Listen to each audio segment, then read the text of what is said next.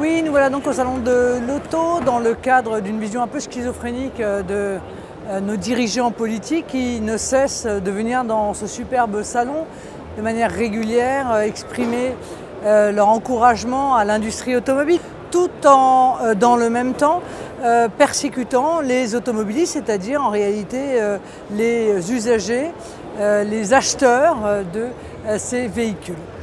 Aujourd'hui, plus que jamais, les automobilistes sont dans une situation très difficile, ponctionnés. Ils ont le sentiment d'être des vaches à lait du gouvernement, non seulement avec la multiplication des radars, on l'a vu avec les 80 km/h, on l'a vu avec le contrôle technique, on le voit avec la vidéo-verbalisation à Paris, avec des verbalisations qui sont, je le crois, déraisonnables. Il n'y a qu'un malheur, c'est qu'il y a 75% de nos compatriotes dont la voiture est utile pour travailler.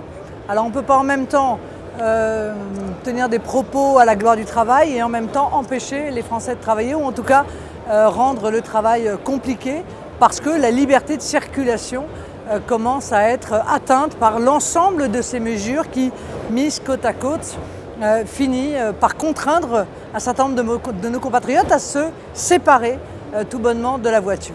Moyennant quoi, nous avons vu des innovations extrêmement intéressantes qui prouvent qu'il y a un vrai génie français et que c'est celui-ci qu'il faut soutenir, qu'il faut structurer des filières. Ce n'est pas le tout de travailler sur la voiture électrique, il faut aussi structurer la filière pour pouvoir avoir des batteries françaises, car aujourd'hui l'intégralité des batteries par exemple sont importées des pays d'Asie. On a vu que les règles du commerce mondial sont en train de bouger, elles sont mouvantes, elles peuvent dépendre d'ailleurs des gouvernements qui sont élus.